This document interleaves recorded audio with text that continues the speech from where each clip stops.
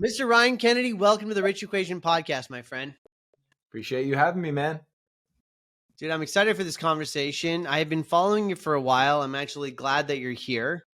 Today, we're going to talk all about functional medicine, health, nutrition, vitality, energy, breath work, all of it. How do we get the most out of this male body we are implanted in?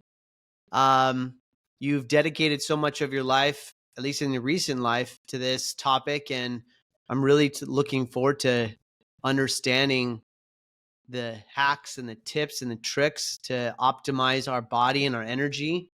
So how are you, man? I've never been better, dude. And I live and breathe this stuff. So I'm excited to dive into some of the nuts and bolts and provide people with some actionable strategies of how they can transform their health.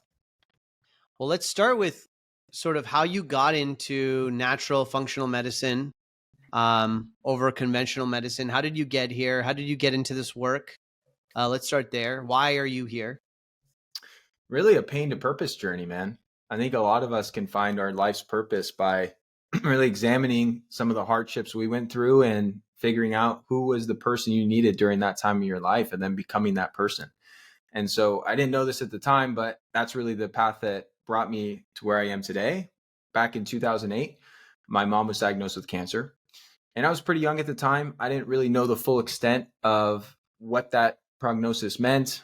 I just recall her oncologist telling her, this is just bad luck. It's genetics. This doesn't have anything to do with your lifestyle or your diet or anything else.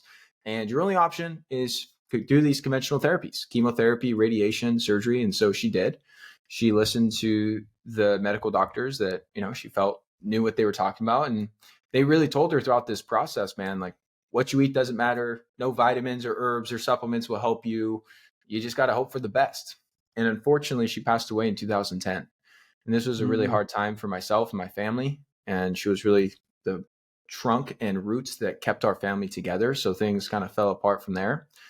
And when I look back now, knowing what I know now, I realize it was really because of the misinformation she received that she passed early and had her health fall apart. And not just with the treatment options, but the misinformation she received for decades leading up to that point with shitty food guide pyramid telling you to swap out butter with margarine and eat lots of whole grains and all this nonsense that we look back on today and kind of scoff at these recommendations.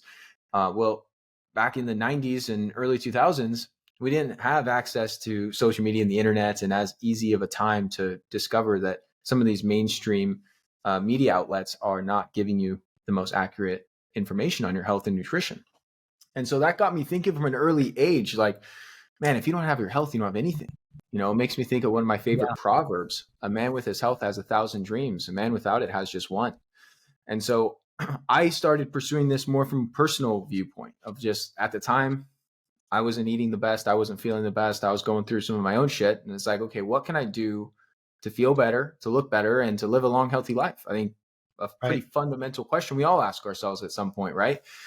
And that took me down the road. I was mostly in the physical therapy fitness side of things. I studied kinesiology in my undergrad and was working in physical therapy clinics and realized pretty quick, man, if you're not focused in on these other pillars of health, the physical side is only going to take you so far. The fitness stuff is great, and I still love biomechanics and exercise and all that stuff. But if you're eating poorly, you're not sleeping enough, you're chronically stressed, you have all these nutrient deficiencies and hormone imbalances and all sorts of other problems with your health, going in for 3 training sessions a week is not going to change your life. So I went back to school and I studied naturopathic and functional medicine in post-grad school. And that brings me where I'm at today, where I run a full-time private practice, work with patients, many guys that that run in the same mastermind of how we cross paths, and really help them dial in all these things, really from a fundamental level, help people figure out what are the best actions and decisions that are going to lead me to my end result, to my end goal, whether that's improved recovery, weight loss, resolving headaches or gut issues, or anxiety or depression, or all sorts of other problems people come to me with. And how can we optimize? How can we really feel and perform our best every day? Before we start to optimize, give me an understanding. What would you advise people as the baseline? Like baseline movement, baseline nutrition, like, look, before we even get specific and say, oh, you have this chronic disease, we really need to hone in on that issue. Like, what would be your out of the book textbook 101? Like, these are the things in terms of sleep, hydration, nutrition, exercise, just the foundational elements. And then let's go deeper from there. Like, if we really want to get to the next level. You got to start with sleep, because that really is the bedrock to our health. Wow, interesting. So number one thing is sleep. Without a doubt. And it doesn't matter how perfect your diet or exercise program or how many supplements you take. If you're not sleeping enough, dude, your health is going to suffer. And it's a leading domino, because it makes all these other things exponentially more difficult, because you have less willpower and discipline to exercise. Your blood sugar is a mess if you're not sleeping well. So that's where I like to start. And from a very basic point of view, it's like, just sleep enough duration. Like, without getting into the nitty gritty of sleeping environments and daily practices and how to optimize and all that doesn't matter. It doesn't matter. From a fundamental level, just make sure you're sleeping at least 7 hours a night. That's step one. Because even if your sleep quality is very good, if you're only getting 5.5 hours, you're definitely falling short. Right. As you go through these other areas, as far as movements, I tell people 2 things. Don't sit on your ass all day. So just get steps. You don't have to do anything fancy at the gym. You don't have to go to CrossFit. You don't have to do any intense stuff. Just get some movement in throughout the day. Walk, go for a walk. Like, that's a huge, huge fundamental pillar. And then lifting stuff is great too. Resistance training to some degree. And that can be push-ups and body weight squats and very simple body weight stuff, but doing some resistance training and doing a lot of low level physical activity throughout the day, I think, are really low hanging fruit on the exercise front. On the nutrition front, it's stuff everyone's heard. Yeah. Eat whole foods. Don't eat a bunch of processed, refined garbage. And that's going to get most of the people 90% the way there. Even if you're not tracking your macros, even if you're not super, precise with this stuff, is just not eating a bunch of processed junk food. And then what was the other thing that you mentioned? Hydration. I generally suggest half your body weight in ounces of water per day. So if you weigh 200 pounds, drink at least 100 ounces of water a day. And you can get very granular with this. Like, what minerals and trace elements are you adding to your water? Sure. Are you drinking filtered or structured water? Where are you getting your water? Like, this stuff does matter. But if you're only getting 1 or 2 glasses a day, like, start there by just getting enough, regardless of the source. And then you can start to fine tune some of these other areas. Why is water so important? Over 70, our bodies by weight are 60 to 70% water. But if you actually look at the molecular level, 99.8% of our cells are water molecules. So when you look at this from our bodies just as a very broad level, dude, we're made up of mostly water. So when you start to deplete that, it causes all sorts of problems. It causes fatigue and lack of mental clarity and all sorts of issues around your overall bodily function. Every cell, tissue, and organ system in the body requires water to function properly. So it's like saying, why is air important? It's like, do we need oxygen? Like, we need the right amount of oxygen and CO2 ratios in order to actually function and feel good. And so the water is a really low hanging fruit, because it's something that in this country, most people have access to, and you don't need to pay a bunch of money, and it's not rocket science. You just drink more of it and you're going to feel better. Right now, there's such a trend in like salt waters, or I think Gary Brecka talks a lot about like hydrogen water or hydrogenized water. Yep. Is that next level? You feel like that is really an optimal way of consuming water, or that doesn't really make that much of a difference? It's really just the quality or the quantity of water that is most important there? I'll start with the first piece of that. Adding minerals and electrolytes to your water, which would include salt, sodium, potassium, magnesium, chloride. Those are your 4 macro minerals. And then there's a bunch of trace minerals, these trace elements. This is very important, because that is what enables your cells to uptake the water.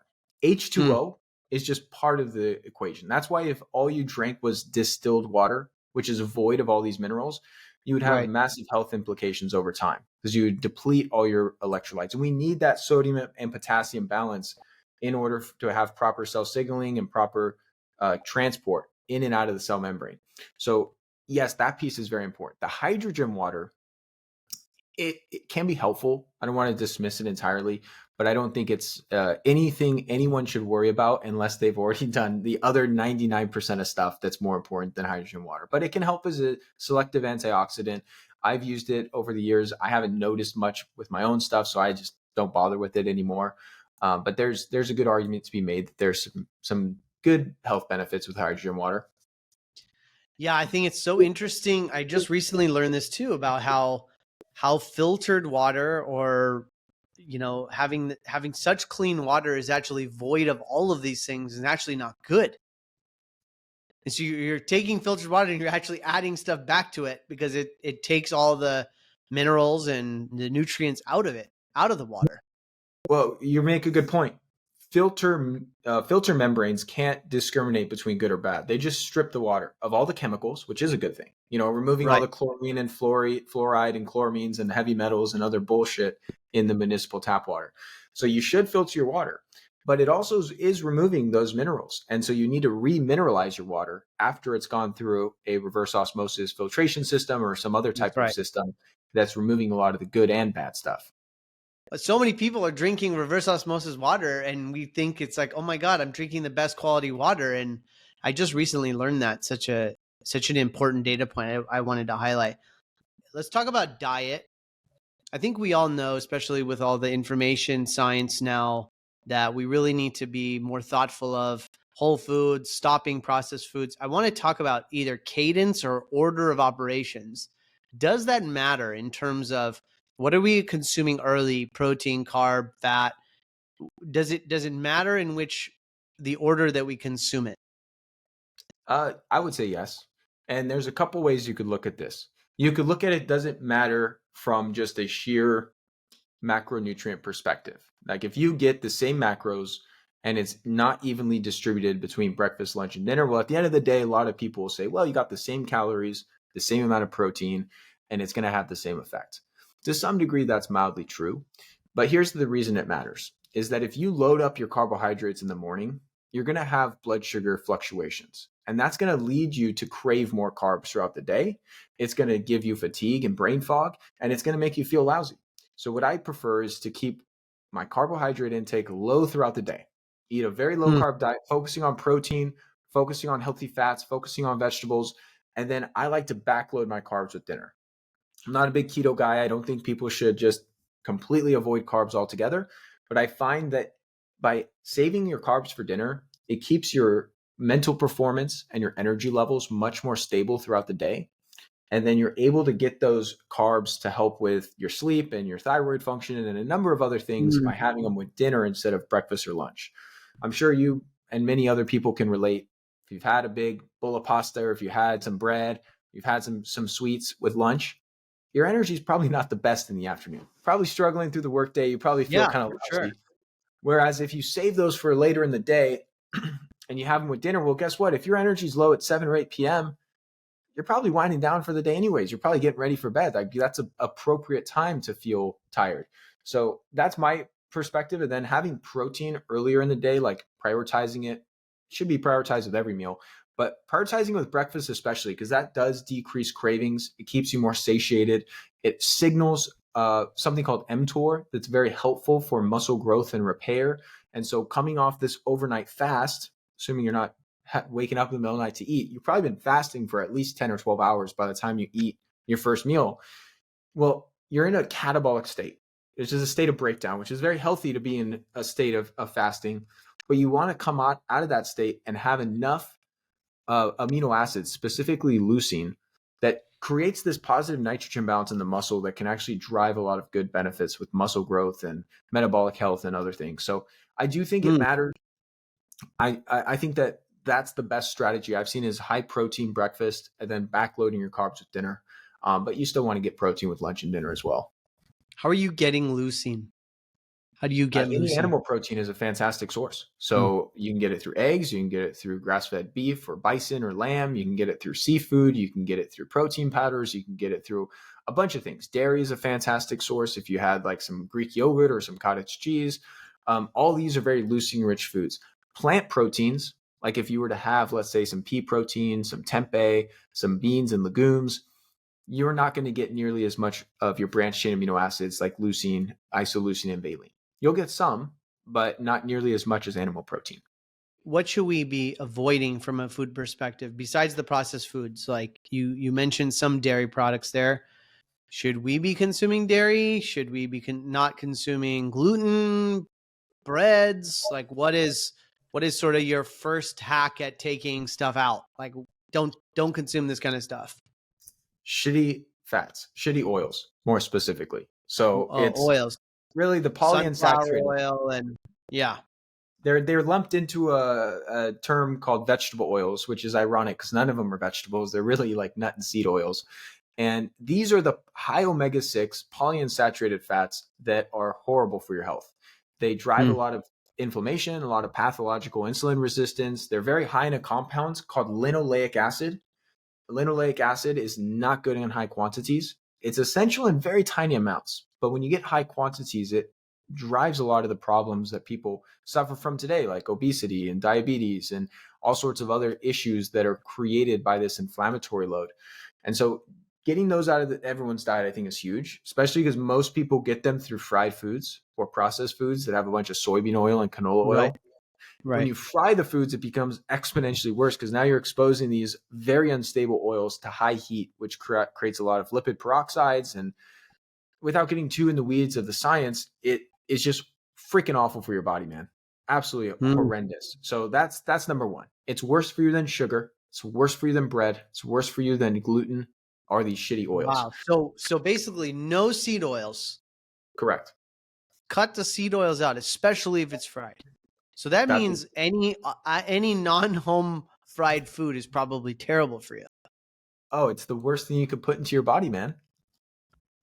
Yeah, like if you go out and get some French fries or some calamari or some fried, chicken, it is worse for you than just having a Coca-Cola or a boatload of sugar. Way worse for you. Wow. So we're talking about avocado oil, coconut oil, olive oil. Are those quality oils that we can consume at home? Yes, I would say when it comes to oils, like not the name, but oils that are actually not solid at room temperature. Olive oil and avocado oil would be the only two that I think are good. And even those I don't really consume that much. But those ones would be acceptable. The rest of the fats that people use in their diets are saturated fats. So these are solid at room temperature. So this would be ghee, butter, coconut oil, tallow. These are the most stable fats. These are the best for cooking because they're solid at room temperature. They're saturated. They don't have this extra double bond that can react with oxygen when exposed to high heat. So they are what you want to use if you're doing a stir fry, if you're barbecuing, if you're cooking something at high temperatures on the stovetop or in the oven. Those are far superior than even olive oil or avocado oil. Interesting. And they're fantastic fats. I would say ghee is number one. Ghee is the number one healthiest cooking fat. As an Indian, we make our own ghee. So I'll send you a bottle of fresh homemade ghee. Okay, Ryan? I'm going to take you up on no problem. No problem. Tell me about I want to talk to you about testosterone. How can we unlock more testosterone naturally? And I guess going back to the oil question is, what is oil doing to our testosterone, if anything? Oil is, the inflammatory foods, including vegetable oils, not great for your hormones, not great for your testosterone because it creates a lot of cellular inflammation. It creates problems in all your bodily systems, including your endocrine system, which is your hormones balance. Now, as far as your main question, there's really two ways we can unpack this. The first is what you can do from a lifestyle perspective. The second is what you can do from a nutritional perspective. So from a lifestyle perspective, sleep is huge. If you're not sleeping enough, your testosterone is going to suffer. Stress is also another big thing. If you're chronically stressed and you have elevated cortisol, it works antagonistically to testosterone. So you want to really keep your stress management practices in line if you want to optimize your hormones. That's so interesting and ironic. I'll go back to that. Go ahead. Yeah. Well, think about it. If you're chronically stressed out, you're probably not thinking about having sex and making babies and expanding, the human race, which is a big role for men of what testosterone production comes back to, is like things that are in line with health and fertility typically are good for testosterone as well. So that's big. resistance training is really helpful. There's two different types of stress. You have chronic stress, which is when you're just constantly worried about your business and you're just totally overwhelmed, or maybe it's your relationship or whatever. Then you have acute stress. Now, these are commonly referred to as hormetic stressors. And these are things like the sauna or the cold plunge or sun exposure. These are things that in small amounts create more stress resilience and actually really help your testosterone, help your health in a multitude of ways. In excess, chronically, would kill you. If you sat in the sauna for 12 hours, you're probably going to die. If you sat in a cold plunge for 12 hours, you're probably going to die. But if you do it for a very small period of time, it's actually amazing for you. So stress isn't all bad, shouldn't all be viewed the same, because these acute stressors are really powerful tools that you could utilize, whereas the chronic stuff is what is problematic for most of us. And then you have other things that can be also very helpful. I'd say the top thing I love for testosterone is sun exposure. So I call it sensible sun exposure. So going out with as much skin exposure as you can. Now, you and I live in Southern California, so we can do this all year round. And the near infrared light really helps to enhance our testosterone production. It synthesizes vitamin D3, which is the most important vitamin when it comes to your testosterone and your hormone balance. And then it also brings a whole plethora of benefits, everything from nitric oxide production to melanin to stimulating your mitochondria. We are solar powered animals at the end of the day, man. And this is a huge driver. We are solar powered animals. I love that. That's it, man. That's why when people that live in the Pacific Northwest or in Canada or the East Coast, seasonal affective disorder is the thing. You feel like shit in the winter because you're not getting sun.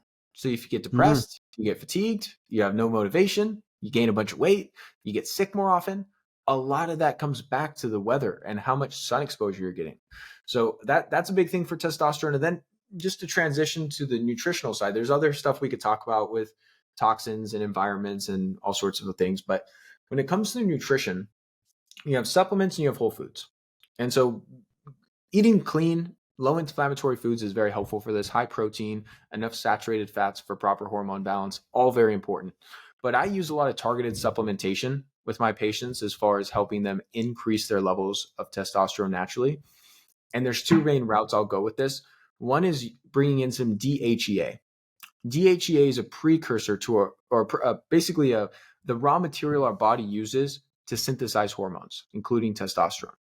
And so if you don't have enough DHEA on board and you bring some in, now your body has more ability to generate its own testosterone. It's very, very cheap, over the counter, easy to get. It's natural. It's not like habit forming where if you started taking exogenous TRT, your body can become dependent on it over time. That's not the case with DHEA. And then the other thing I'll use is some targeted herbs.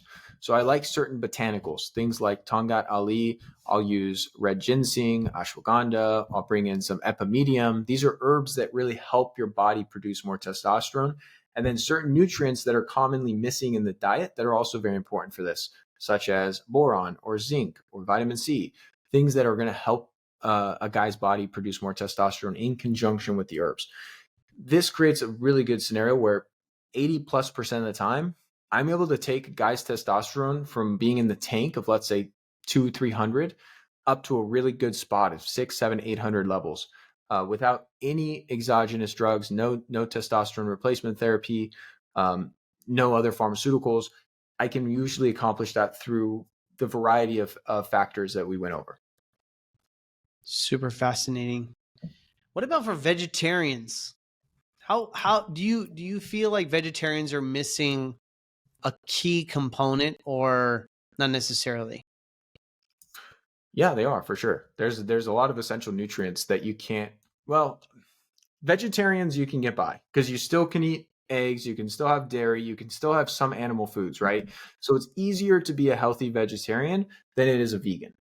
When it comes to being a vegan where you're not having any animal foods whatsoever, it is extraordinarily difficult to be healthy. In fact, I would argue over a long enough time horizon, It's probably unhealthy. it's impossible to be healthy without extensive supplementation, where you're bringing in your omega-3s, you're bringing in your B vitamins, especially vitamin B12, you're supplementing with creatine and carnosine and taurine and all these vital nutrients that you can't get in a plant-based diet in sufficient quantities. It's an extremely unhealthy diet because when you think about it, all the most unhealthy foods are plant-based. When you look at the seed oils, when you talk about sugar, when you talk about refined carbs and a bunch of processed grain-based stuff like cookies and crackers and cereals, all that stuff's vegan, dude. And that's really what is driving all the problems. So you can eat a very unhealthy junk food vegan diet, and it's very hard to eat a healthy diet, get enough protein, get enough of the right types of fats, enough micronutrients, again, without a ton of supplements. Yeah, I love that. No, it's funny. We were talking about on another podcast that prosperity is killing us. We're getting wealthier. We're more abundant than we've ever been, and we look at the food table and we consume based on what the government tells us to eat, and we're all getting fat and we're getting obese and we're having heart attacks and we have high cholesterol. I think that the world is changing. I think there's a lot of new information out there. There's guys like you that are educating people, putting quality content out there. What do you see as the future of health? Do you think that there will be just a handful or a small percentage of people that are waking up to this stuff, or do you feel like we have no choice but to solve these problems of chronic disease and vitality and energy and health? So my viewpoint may be a bit skewed simply because I'm in this field and I'm in, You're in the seeing people all the business. time. Exactly. But I see the tide shifting, man. I think that people Yeah. are getting a lot more aware of this. They're becoming a lot more interested in taking control of their own health. They're waking up to realizing that the medical system, the pharmaceutical monopoly, the government does not have their best interests and does Yeah. not want to support health. They just want to support disease management. And I think a lot of people are realizing this, especially over the last few years. And here's the other interesting thing, dude. I'm starting to see, I think health is becoming cool. It When I is. first started doing this, That was a health was great not way of cool. saying it. Yeah. Back in the, not that I've been doing it for that long, but even just when I started 10 years ago, you told people about what you ate and all the things that you did, and they were like, dude, you're a freaking nut. You're a health nut. That was the term that people tossed around, is like, you're a crazy person for doing all this. And now I see the opposite. I see so many people interested in this. I see them admiring these types of practices and routines and strategies. And then I even get people like high schoolers and young kids reaching out to me on social media, like wanting to do this type of thing and wanting to get healthier, wanting to teach this to others. That was not the case 10 years ago, bro. So I'm starting to Absolutely. see the tide shifting. You can especially see with the younger generation, just how they drink less alcohol and how fitness and eating well and going to sleep early and taking care of yourself is starting to become like the cool thing to do. And going out binge drinking at the club and, doing a bunch of, kind of That's couch no potato longer type. cool. Yeah, it's no longer cool. It's not looked up. It's looked down upon now. What do you think about coffee and alcohol? I love both. I'll start there. Personal use. Now, as far as your health, I think organic coffee has a lot of health benefits. And as long as you're not overdoing it, it has way more upside than downside. Now, I say organic because coffee and tea are two of the most heavily sprayed crops when it comes to pesticide residue. So if you're Yeah, going to super. Starbucks and getting a conventional coffee that's loaded with mycotoxins and pesticide chemicals, that's not the healthiest thing. But if you're brewing up high quality organic beans, I think it's 2 thumbs up. Now, as far as alcohol, it's a poison. It's not good for us. But in moderate amounts, it could be a pretty awesome enhancer of certain social settings and things of that nature. So I think there's a time and place, and I think people have to find Yeah. their own balance. But generally speaking, you would be healthier having zero alcohol than a little bit. Like some people will try and, say like, oh, we looked at these population studies and turns out having one drink a day is good for you. From a physiological perspective, it is not. The reason that they can have those correlations is because those same people probably have great friend circles, great community, great relationships, and that drives a lot of good health outcomes that may Yeah. override the downsides of having, a few drinks once or twice a week. Yeah, and you're talking about like blue zone territories, and do you feel like there is a social community sort of getting together, talking with people component in this health formula? And, when you think about American cities, everything in America is drivable. You have to drive, you can't just walk out the street and connect with your neighbor. It's a different type of architecture we live here. How Yeah. important is that? It's massive, dude. Loneliness is a freaking epidemic. And not only does it take a toll on your mental and physical health, but it also drives a lot of unhappiness and loss of purpose. And when you are unhappy and you don't have purpose and drive and fulfillment in your life, how motivated do you think that person's going to be to eat well and train and sleep enough and do all the right things? That's kind of the catch 22 is you got to actually want to live and have this zest for life in order to have the motivation to take action on all these things we're talking about. Absolutely. I feel like I want to pivot to intermittent fasting, and you mentioned this earlier, but I have found a lot of value from intermittent fasting, and I'd love you to tell me. I felt like I had better energy. I fasted probably for 16 hours a day, sometimes maybe even 18 hours a day. I did it on the back part of the day instead of the morning part of the day. That's huge. And my consumption went down, my cravings went down, my mood was more stable. I could survive if I didn't have a meal better. Like I wouldn't get hangry, for example. The pesky fat would kind of shed off. It would be easier to just stay in a better weight, more stable weight, if you will. Are there any pros, cons that you would advise in terms of fasting and how important intermittent fasting is, how regular we should do it? And now there's a lot of conversations going on about like long-term fasting, 2, 3, 4, 5 days types of fast. So I'd love you to talk about that. Fasting is incredible. Like it is amazing for you on so many levels. And I want to explain for people listening in what these terms mean. So intermittent fasting just means having a compressed eating window. It means that you're not eating from the moment you wake up to the moment you go to bed, and you're compressing all your calorie intake into a 10 or 8 or 6 hour window throughout the day. Then outside of that, you don't need anything. You don't consume any calories. And this is a fantastic daily practice that people get a ton of upside for. Now, it's Yeah. different for men versus women, and women don't do as well with Hmm. it. Very aggressive intermittent fasting, like you're describing that you did, like a 6 hour eating window with an 18-hour fast. Women long term that do that tend to run into hormone imbalances, thyroid issues, Interesting. other stuff that is not exactly ideal.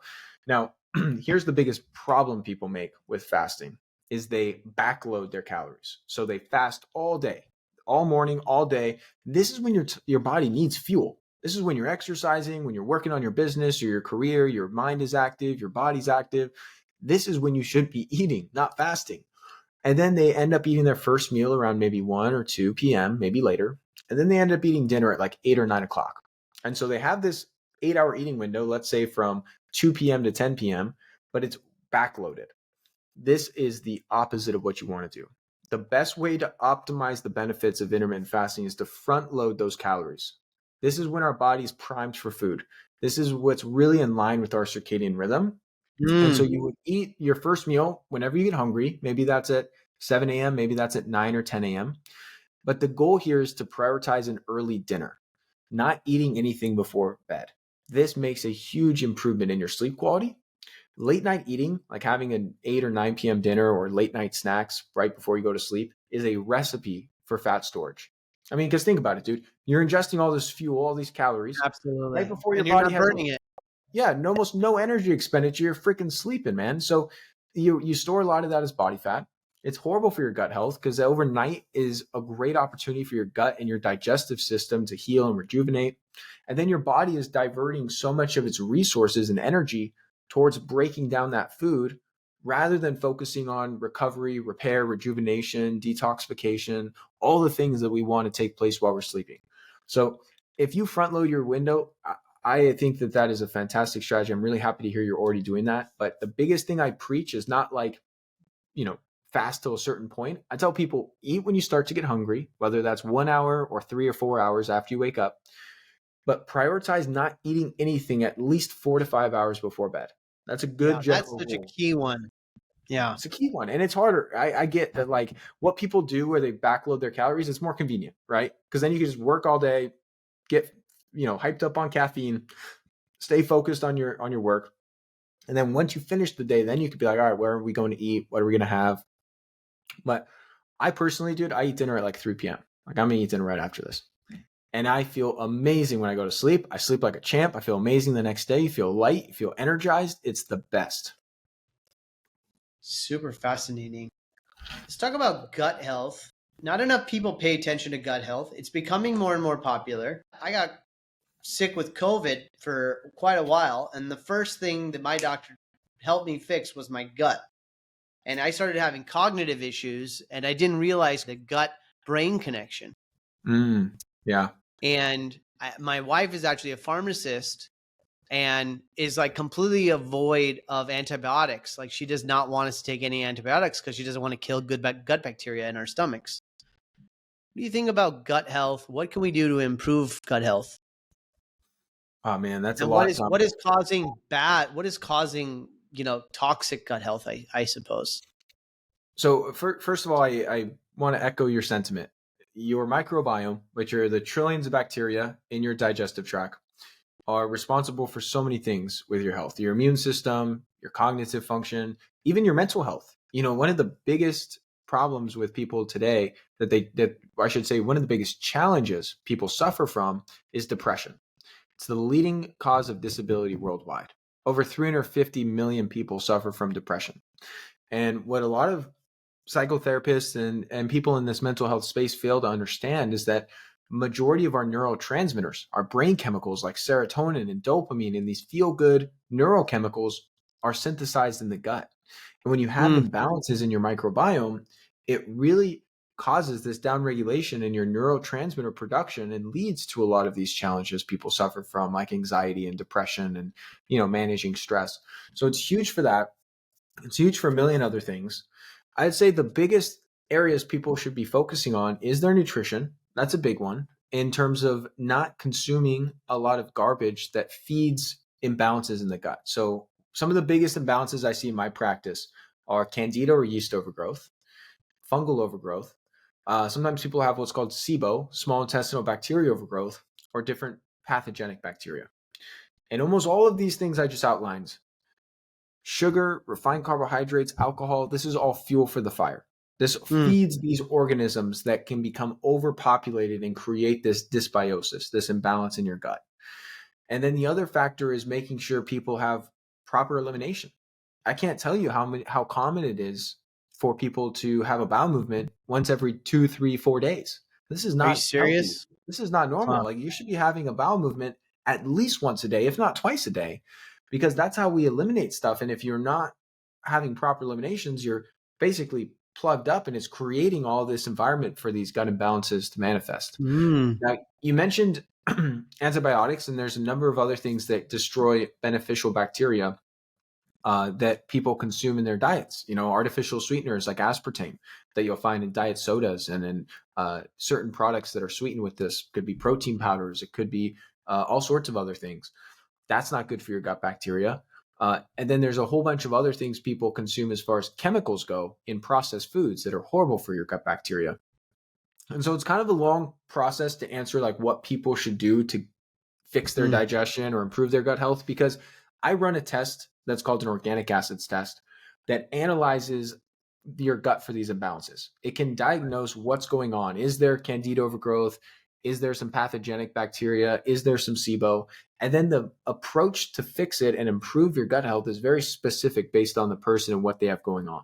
So that's why I like to test rather than just say everyone should take probiotics. Because if you have bacteria overgrowth and you take probiotics, you're just loading more bacteria on an already overpopulated microbiome. And that can make things worse. And if you, depending on the type of overgrowth you have, will determine what herbs or enzymes or strategies you should implement to resolve that. So it can be a more nuanced situation, but I would encourage anyone that has bloating after they eat, they pass a lot of gas, they have a lot of abdominal pain, they have any type of inflammatory bowel issue like IBS or IBD, or they have chronic loose stool or chronic constipation. First thing you can do is test and see what's going on. Find a practitioner that you can work with that can test your microbiome, see what's imbalanced, and then give you the proper protocols to resolve those imbalances. It will be life-changing on so many levels. So much stuff, man. Woo! That was powerful. So much content. I want to talk about breath work. We started talking a little bit about that before we started recording. Tell me how you integrate breathwork into this. You have a workshop coming up. I'd love you to tell the audience a little bit more about that. And where did that come from? Such a different perspective. How did breathwork get wrapped up in all this? It's crazy, man. We learn so many things in school, but we're never taught how to breathe and proper breathing mechanics. Just learning how to breathe day to day is one of the most fundamental things you could do to improve your health. And I was asked at a Q&A at a presentation I gave recently, like, hey, Ryan, if you could just tell one thing to people to improve their health on a general level, what would it be? Like, learn how to breathe. And so there's great books on this, like James Nestor. I had him on my podcast, wrote a book called Breath. There's another guy named Patrick McEwen that wrote a book called The Oxygen Advantage. And no one needs to go read those books because I could sum it up in 2 sentences. Breathe through your nose and take long, slow breaths, not short, shallow breaths. And that will improve the oxygenation of your cells, which will enhance everything in your body. It'll also decrease your nervous system stress. It'll improve your nitric oxides, your blood flow, and a million other things. It'll improve your sleep quality. It'll improve your exercise performance. It'll improve your metabolic health. This actually plays a big role in fat storage versus fat loss is your breathing mechanics. So there's a million things of why people should focus on how to breathe. Now, what you're asking about is conscious and controlled breath work. This is like a dedicated practice where you lie on your back and you do this long form breathing exercise. Now, many people have heard of Tumo breathing, which is Wim Hof method. Wim Hof popularized this hyperventilation technique with breath holds. A lot of people have tried it. It's awesome. I like it, but the stuff I teach is way better. I mean, it makes Wim Hof method look like small boy stuff. It is so much more epic. And the easiest way to describe it, Ashish, is that it's like a plant medicine ceremony with no drugs. It gets you in a completely altered state of mind, and it allows for the container to do deep healing and let go of all sorts of past trauma, limiting beliefs, self-sabotage, all this bullshit that we carry around with us.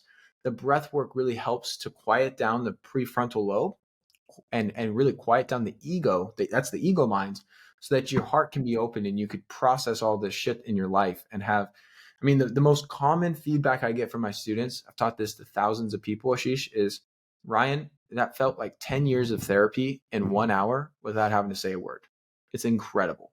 And so I do these in person. I actually just had a massive breathwork class with 300 people at this event I did down in Vegas. That was epic, dude. But I do these online. And so if people want to learn more about this, then go to my website, Ryan Kennedy Health. They could learn about the breathwork. They could sign up for my next online class. The breathwork journey I'm doing at the end of the month, I'm very passionate about this because this is what I use with patients in my practice to really create long-term behavior change. So I have a question for you, Ashish. Yeah. Most people know the stuff we're talking about on a high level, right? When you ask me the initial question, like, what should people do? Okay, eat whole foods, get enough sleep, move their bodies, very basic. Everyone knows that. But very few people do it. Why do you think that is? Right. Why do you think people know what to do, but they don't actually do it? I think because it takes sustained long-term work. I think people rather take drugs to get a faster response, faster answer to these things, which actually doesn't do anything. That's my general opinion. I think there's some people in that camp, but I think most people would say, man, I don't want pharmaceutical drugs. Like, I do want to get to the root cause. I do want to fix this stuff. I do want to lose weight. I do want to look better and feel better. But they still continue to eat shitty foods and stay up till 2 a.m. eating ice cream and watching Netflix. Maybe a lot of beliefs, maybe limiting beliefs, maybe it's a mindset thing. What is it? It's their identity. They don't identify as a healthy person. And that is what holds people back. It's their self-image. They don't see themselves as a healthy, fit, vital person that takes actions as someone with that identity. And so there's all sorts of books written on habits, like James Clear, Atomic Habits. It all talks about shifting your identity for long-term behavior change. And it's true because most people will tell themselves a story. They'll say, I didn't exercise today because I didn't have enough time, or I was too tired, or I was too busy, or a million other reasons. But the real reason, dude, people fail to stick with their healthy habits is that their self-image gets in the way. And the limiting beliefs, the self-sabotage, the bullshit stories they tell themselves is what's holding them back. Now, traditionally speaking, to shift your identity in the way we're talking about takes years of consistent action. You got to work out every day. You got to eat well. You got to really take the action to see yourself as identifying as a healthy, fit, amazing person that can do these things. Well, I developed a breathwork technique that does it in less than 1 hour. And that's what I'm teaching at the end of this month, is this breathwork that helps you to shift the identity by going into this deep holotropic practice and having this incredible shift in your mindset. And it's, dude, I mean, this is my life's work, dude. It's not just like, tell us Tell us Yeah. when it is. Tell us how we sign up. And let's push some people to it, because I think by the time this episode launches, it will be before your breathwork session. It's a great way to prepare yourself for 2024 Best way. and prepare your habits and get ready on your goals. And so how do we do it? Go to my website, ryankennedyhealth.com. You can go /breathwork-class if you want to go to the actual page, but you can find it on there. I'll send you the link, Ashish. I'm sure you can put it in the description We'll put in here. the show notes. You can do it from anywhere in the world. It's very affordable. If you're going through some financial challenge, just email me. I'll make it sure you can get in no matter what. The date and the time doesn't actually matter that much, because even if you can't make it live, you get access to do the class for an entire week afterwards. So it's actually taking place on December 29th. It's at 7 a.m. Pacific or 10 a.m. Eastern. But again, if you're like, man, I work at that time, or I have some family stuff going on, or I can't make it, if you sign up, you can do it anytime for the next 7 days, and you'll still have just as powerful of an experience. So I encourage people to sign up. I think it's going to really be, I know for a fact, this is the single most profound thing I've ever discovered to change people's lives. And that's why I'm so passionate about it, dude. And I've helped a lot of people with their health and the functional medicine stuff I do, and all that's great. But you got to work on the mindset first. You got to start up top in order to actually take action on all these physical health practices and make real lasting change in your life. Because the truth is, man, people jump from diet to diet, program to program, business to business, and they're all looking for something outside of themselves to solve what's really an internal misalignment. And when you understand that, and you don't even need to understand, you just show up to the breath work and I'll fix it for you. That's a guarantee. Be do have. I love it. We have That's to it. work on our identity. If we really want to become someone else, we want to really have something else, we have to become the next version of ourselves. Ryan, what a great conversation, man. We unpacked a lot really quick. Thanks so much for sharing. You dropped your website. We'll put that in the show notes. I really encourage the audience to listen. I think I'm going to sign up December 29th for a breathwork session. If not, I'm going to call you. We're going to get going on a private course or whatever. I'd love you to bring you to my private community. But dude, just such a great conversation. Proud of you. Continue to send this message out. You can find Ryan on Instagram. That's actually how I connected with him. He's got great content on there. I'm sure you're in other platforms, but what is the best way to maybe connect with you, get to know you better, learn more from you? I have my own podcast, The Ryan Kennedy Show, where I do long form interviews on all sorts of natural health topics, but also a lot of personal development stuff. And like you mentioned, Instagram, I post stuff there every day as well. So those are probably the two best places. Love it, man. Well, I appreciate you, and thanks so much for being here. And thanks so much for listening, everybody, to the Rich Equation podcast.